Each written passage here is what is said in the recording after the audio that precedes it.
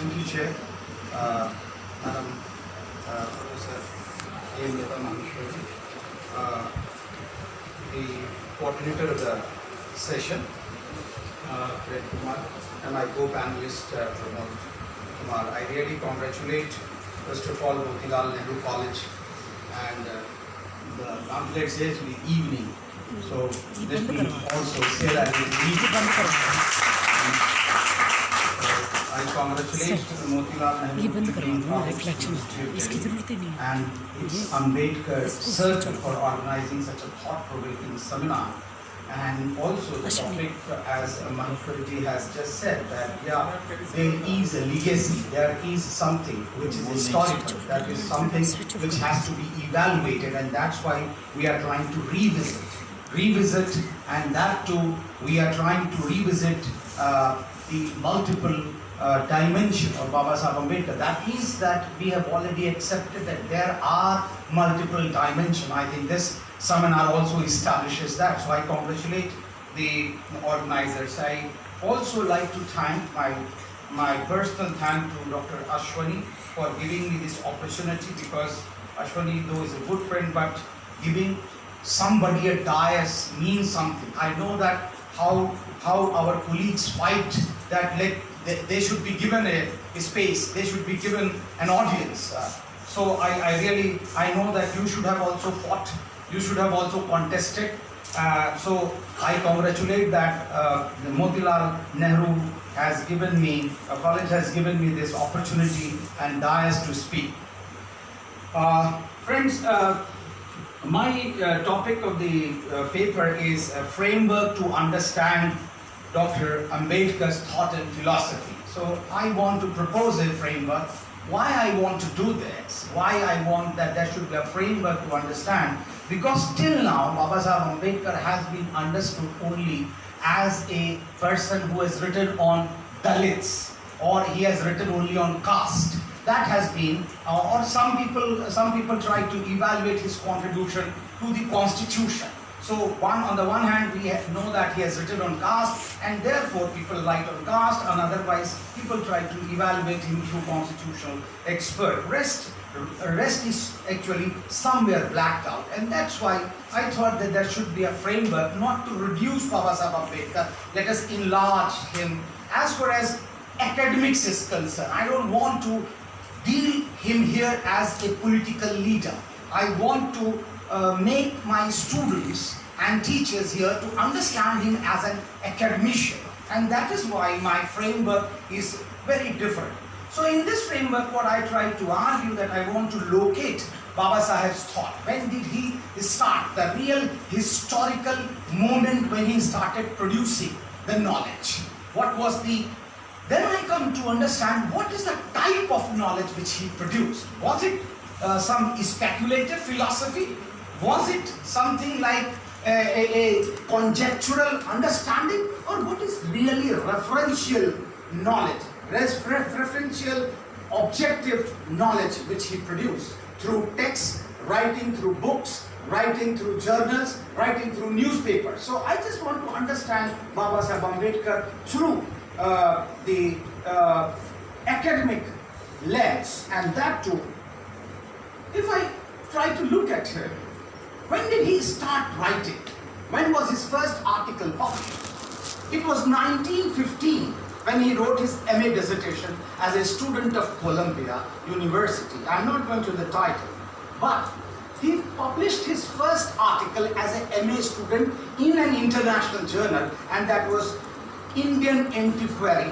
It was published in 1917, 102 years ago.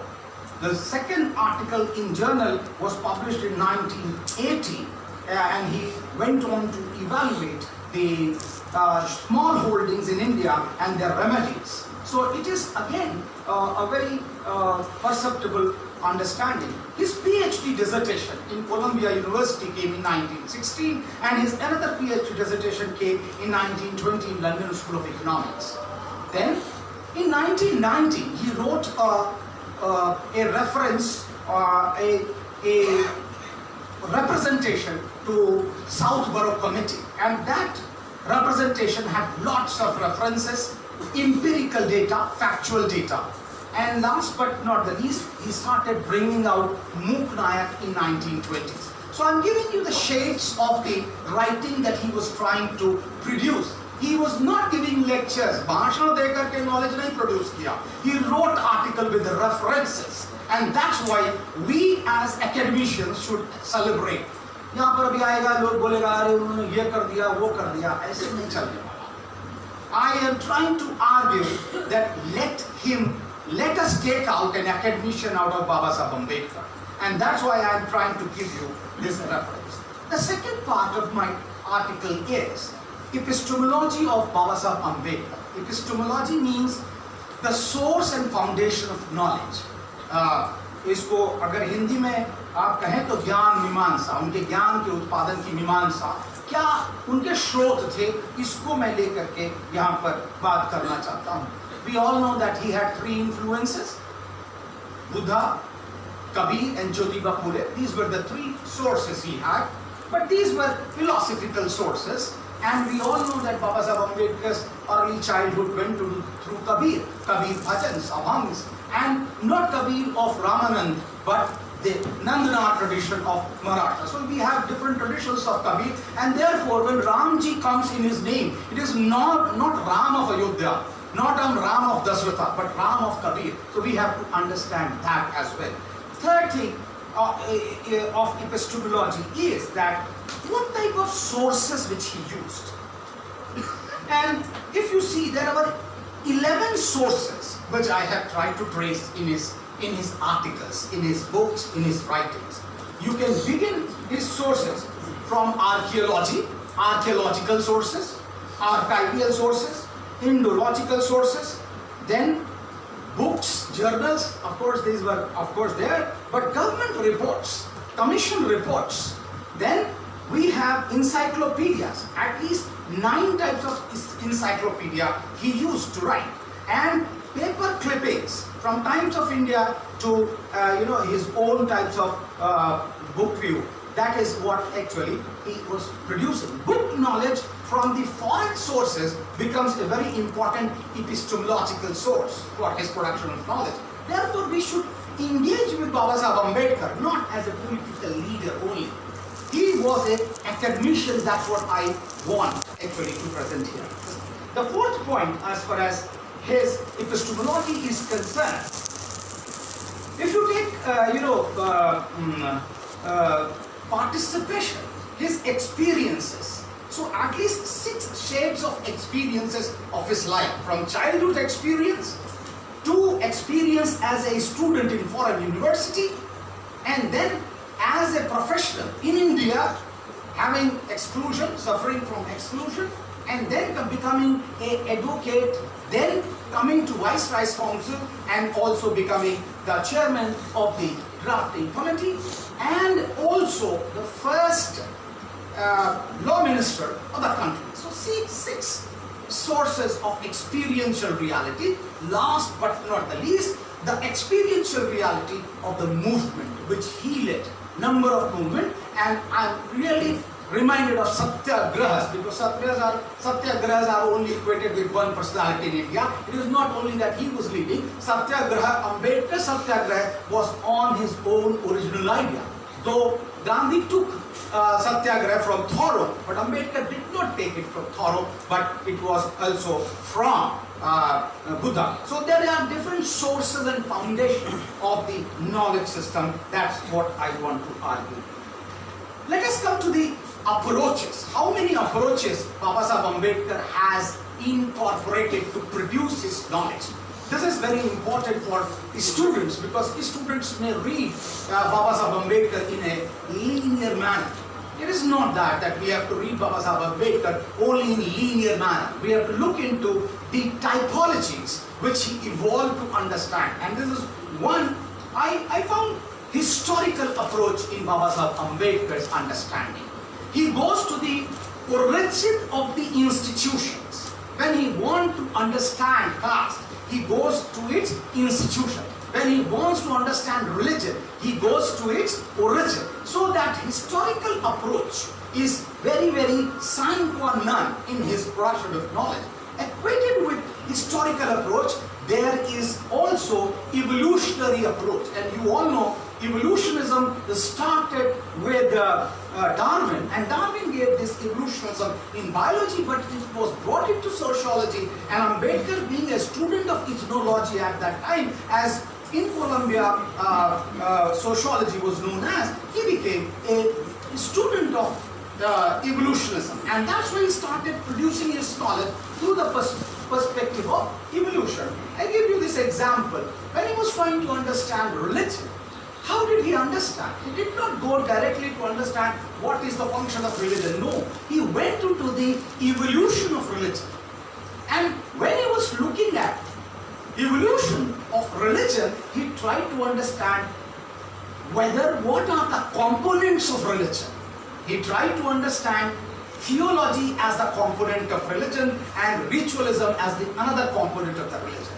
And within theology, he tried to look the two types of different theology. One, in Greek mythology, there are two types of theologies. One is mythological theology and another is civil theology. So he starts understanding religion through the evolutionary perspective, and then he goes to Max Muller and tries to find out how many types of religion exist in the world. Max Muller had made a typology of 10 religions, but he did not, adhere to Max Muller. Rather, he started talking about, no, if you compress the religion, then you will find there are two types of religion in the world. One is revealed religion and another is book religion. And having compared the two, then he comes to analyze what is the type of religion Hinduism is. And not only that, friends, I'm intrigued that when he was trying to understand religion, he went on to compare it with Dhamma. What is the difference between Dhamma and religion? I think some of the very, very important elements which, as a sociologist, he was trying to analyze. Not only that, he goes on to analyze and compares Buddhism and Marxism. Buddha or Karl Marx. This is a full-blown comparison, and then he tries to compare what is the basic elements of Buddhism and what is the basic element of Marxism. And can it be compared the two? Can we compare the two? Because Marx and Buddha, they are actually separated for 2,500 years. So how can you compare the two things? Because they are two poles apart. But he said that no, there is a commonality in philosophy. Let us take out that commonality. And he brings out the commonality. I'm not going into detail because we have to cover a little bit. But he argues that what is the difference between Buddhism and Marxism? And he found two very important differences. One was that Buddhism never preaches violence as a way of revolution. Social revolution, political revolution will always be a peaceful means, through peaceful means. Second, he tried to argue that Buddhism always believes in democracy. But Marxism, of his variety, what he studied, preaches violence and also leads to dictatorship of proletariat, where he differed. That was the difference. We can talk it a little bit later, but that was where I'm trying to argue that evolutionism became a very important perspective in Ambedkar's production of knowledge. The third perspective which he uses is comparative perspective. He tries to compare the entities. He doesn't produce knowledge singularly on a linear path. Rather, he tries to compare the institutions. And this comparison can come, and if you really want to understand, take example of untouchability. When he was trying to understand untouchability, he tries to compare it with slavery. And within slavery, he tries to compare Roman slavery with American slavery. How these slaveries were different and how this slavery is different from untouchability, and then he concludes. So there is a comparison. Also, when he was trying to compare the untouchability, he compares the three types of societies. One is ancient society, and before that he goes to primitive society, and then comes to the modern society. For him, he was comparing that, look, there was a primitive society, there is an ancient society, and there is modern society. So if we really want to understand untouchability, then we have to compare all these three epochs and then analyze whether untouchability existed in primitive society or the untouchables existed in primitive society or not. So this is a very, very important contribution as far as the Indian history is concerned. Another comparative perspective example can be taken when he was trying to understand the revolutions, social revolutions and political revolutions. And he compared Indian independence, after Indian independence, when India got freedom, what was the role of the elites in this revolution? And how elites have tried to understand the institutions and whether they are willing to give up their power or not. That was the beginning point. Then he goes to compare it with French Revolution. And within French Revolution, he talks about what is the level of the elites, what are the contribution of the elites. You know, French society was divided into three groups. There were nobility, there was clergy, and there were commoners. And when French Revolution took place, the clergy, the commoners, and the nobility, they came together and gave up their rights, and therefore democracy was born. Then he comes to Japan. In Japan, he was trying to look who were the people who were contributing. And there he saw that samurai and daimyos, they were the two leading communities. They were the higher classes. Daimyos were the land holding class, and the samurai, they were the, of course, the higher classes. And then eta was the commoners.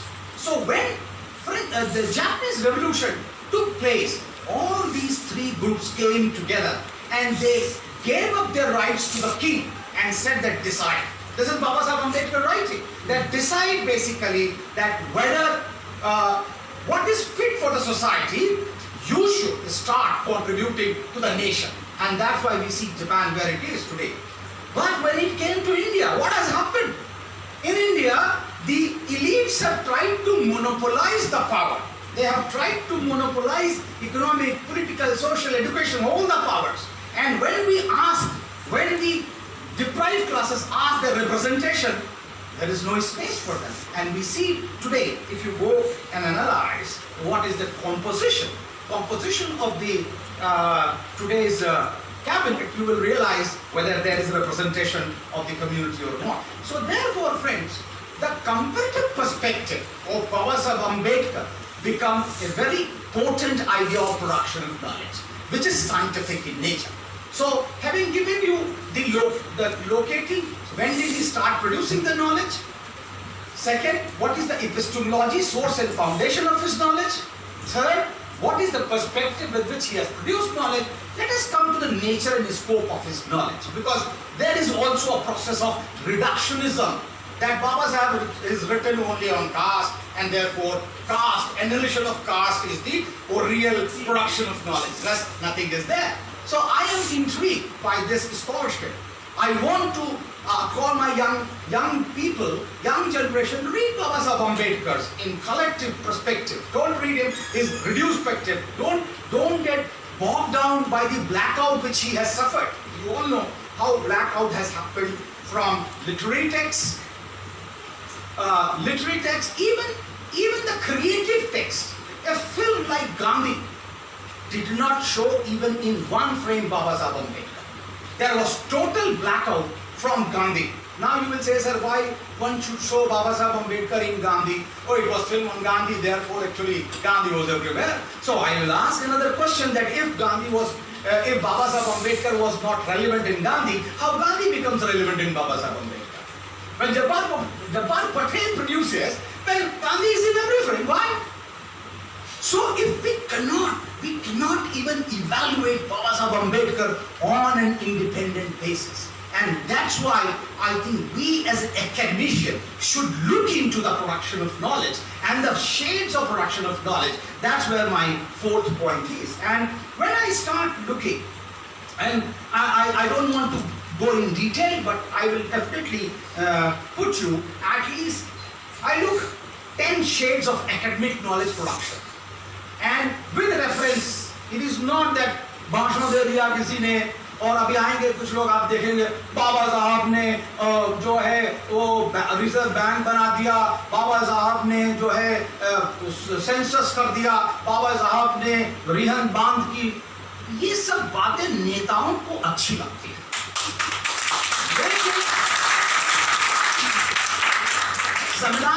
Seminar में ताली नहीं बजती, public भाषण में ताली बजती। मैं ये कहना चाह रहा था कि when as a student, when as a teacher, when as a student, when as a teacher, we produce knowledge. How do? We do it with research. We do it with reference. We do it with logic. We do it with theories. We do it with method. Here is the production of knowledge. Why Baba Sahib Ambedkar is not being evaluated, and that's why in 21st century when we revisit Baba Sahib Ambedkar, we have to look into the theory, the method, the philosophy, the logic, as well as the empirical data which he has included. And that's why I'm trying to give a typology. The paper is not complete, but this is the only first time I'm reading, but I have worked a little bit on this. So coming to the shades of knowledge, I look at least 10 shades of empirical knowledge which he has, and now there are 21 volumes of Baba Sahib writing and speeches in English. In English, there may be Hindi translation, Urdu translation, even Odia, the Tamil, Kannada, Punjabi. There have been translations, but if you do not get the book, please go on to website.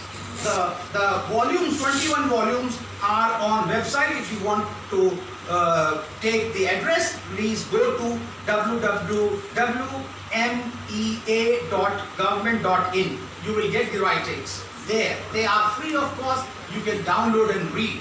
So my humble submission will be like this. Now, coming to the shades of knowledge, as I said that one of the important shades, of course, is the production of the social knowledge. And within this social knowledge, I start with, of course, caste as one of the important institutions, and from caste to village and to the social movement. This is the terrain with which Baba Sahib Ambedkar argues that production of knowledge.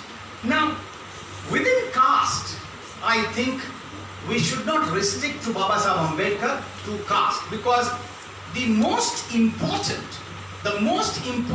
production of knowledge is Hindu social order.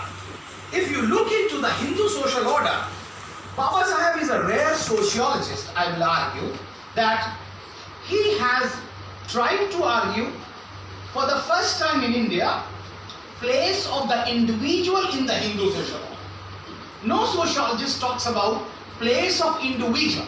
What is the place of व्यक्ति का पूरे भारतीय समाज और धर्म के अंदर, हिंदू धर्म के अंदर उसकी परिस्थिति क्या? What is the status of the individual? Whether he has a right or not, whether he has something more than independent rights or not, nobody talks about. Baba Sahib Ambedkar says that Hindu social order in his two very important articles, essential features of Hindu social order and unique features of Hindu social order. Look into that. I think you will be very easily getting it. The second aspect of Hindu social order is the structure of Hindu social order.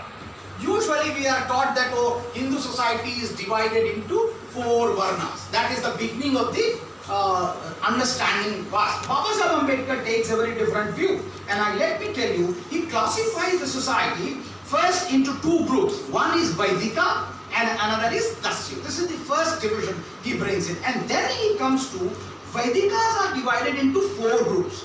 Those who are in Chaturvarna, those who are outside Chaturvarna, third is Vratya, and fourth is Patit. Now within the outcast, then he goes on to talk about that they are definitely subdivided into Anulomas and Pratilomas. So this is a very unique type of categorization. Then he comes to origin of Varna and the Shudra. And he is not taking from Rig Veda, he is talking about also from Atharvaveda. He uses here a methodology which is called as linguistic methodology, the meter. What is the meter of Rig Veda, Purusukta, 10th mantra, where this whole Varna hierarchy is described. Then he goes on to talk about origin of development of caste, and then comes to untouchables, and then comes to untouchable people. This is the structure of the Hindu social order, not the caste. So don't reduce him to the caste. The second thing which I want to is the constitutionalism which people talk about, and I think it is very important that Baba Sahib should be talked about. Democracy and constitution together, because people are talking about democracy is one which consists of a constitution and then adult suffrage, and third thing they say is a parliamentary form of government. That is what is democracy. Baba Sahib very rightly analyzed this, that okay, if you say that democracy is only these three institutions, why did democracy fail in Italy? Why did democracy fail in Germany? Why did democracy fail in Russia? Why actually why there have been revolutions? And therefore Ambedkar says that there is beyond this adult suffrage, beyond the constitutional morality, there is something else. And then he comes that it is basically the self-representation of the people. Self-representation becomes the hallmark of the democracy. Swapratinidhitva. सत्ता की संस्थाओं में, शिक्षा की संस्थाओं में, संसाधन की संस्थाओं में स्वप्रतिनिधित्व नहीं है तो वो जो प्रजातंत्र है वो प्रजातंत्र रुकेगा नहीं, लोग इसको तोड़ देंगे। I think this was something very unique analysis of democracy which I do not find in many. Coming to the constitution, Ambedkar, when he was trying to produce constitution, and he said that I have tried to look into American constitution, Australian constitution, South African constitution, Canadian constitution, Ireland constitution, and so on and so forth. And then he goes on to say that what is the structure of our constitution and where actually we stand together. So people were criticizing that, whether this constitution will stand test of the time or not. That was the basic question which was asked to him again and again. क्या यह संविधान सभी समय के लिए सही बैठेगा? Ambedkar was very polite in replying that, look, how can I vouch for the future? A constitution is the collective wisdom of the people of the time, and it is the collective wisdom of the time of that people of that time. So it is the people, because a constitution can only provide you institutions. A constitution can provide you institutions. How those institutions? And institutions are usually lifeless. They do not have life. It is the people who are running those institutions.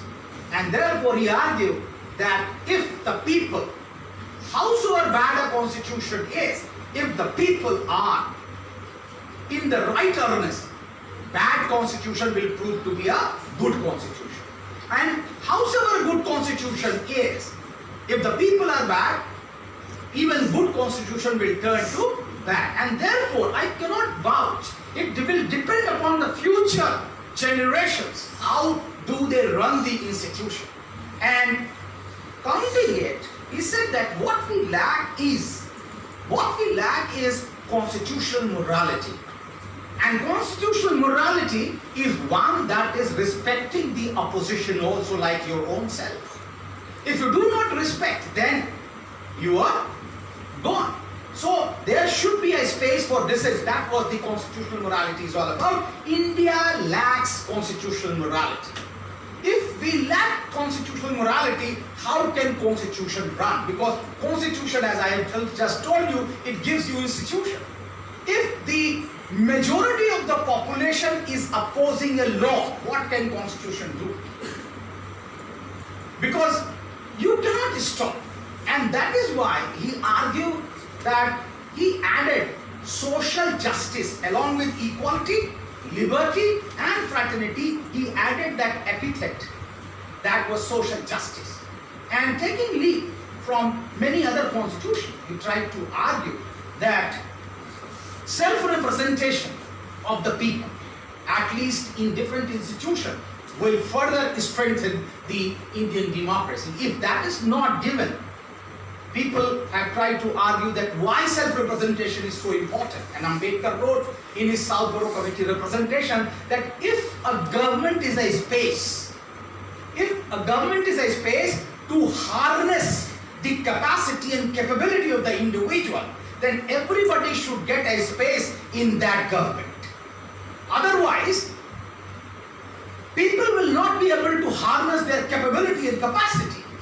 How they will harness it, and therefore you should get a space. The second aspect is, therefore he argued, a good government is that which does not only give representation of aspirations to the people.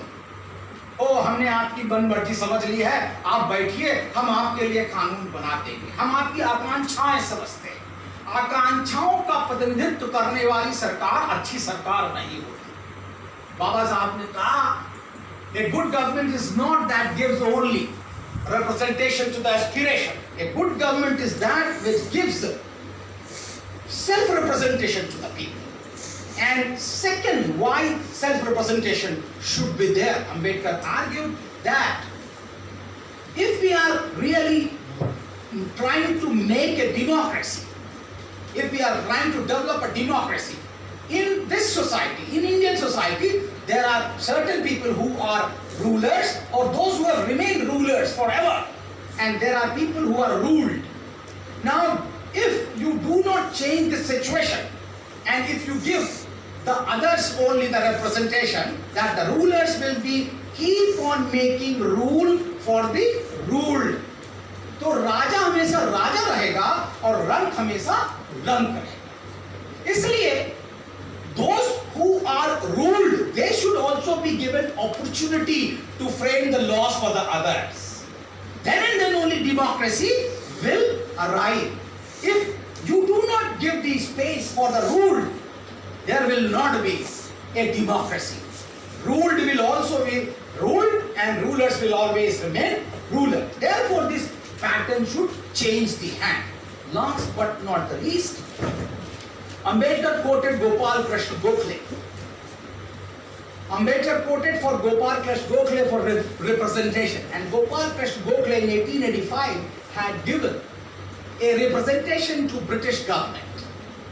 British government at that time, Britannia साम्राज्य की सरकार को उन्होंने ज्ञापन दिया, ये कहते हुए ज्ञापन दिया कि ब्रिटानिया साम्राज्य की सरकार में भारतीयों की अनदेखी हो रही। There is no representation for Indians.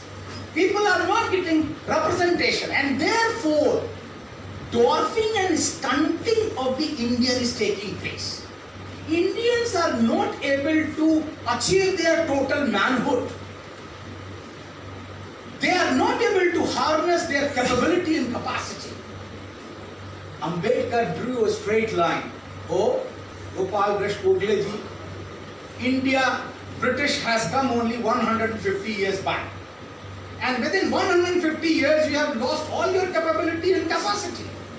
Within 150 years, you have lost all your total manhood.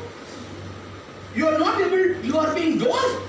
You see us, you have not given us representation for thousands of years. And therefore, friend, Baba Saheb Ambedkar, on moral ground, asked for self-representation. Self-representation has been reduced to poverty alleviation today. That is the difference when we do not read, our thinkers. We try to understand self-representation is equivalent to reservation. It was not.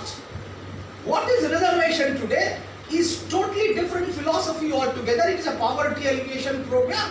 I keep on telling that economic upliftment program which you have just made, it is basically Manrega. Manrega is there.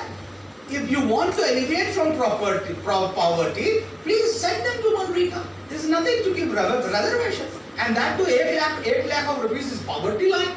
So there is totally, differential reason. अरे बैठ जाओ यार थोड़ी देर भाई. अंग्रेजी. Okay, ma'am, okay. So there are actually other arguments which I think sometimes if you call me one-to-one, then I can come and present. But right now, my urge to young student is only try to look Babasaheb Ambedkar as an entity who is fit case to be understood in a university. A entity as a student. If you look at his life as a student, how much achievement, a higher level of achievement he had despite handicaps. So a student come and tell us, oh sir, we have this handicap, that handicap. I don't buy that argument. I try to argue that look Babasaheb Ambedkar and get motivated that despite handicaps, despite social hurdles, you can come up.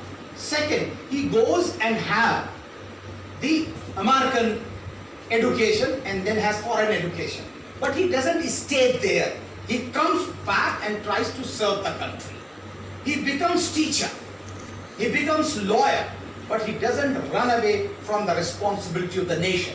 When the nation gave him a responsibility, he took that responsibility in spite of the oppositions, in spite of, unsocial atmosphere which existed.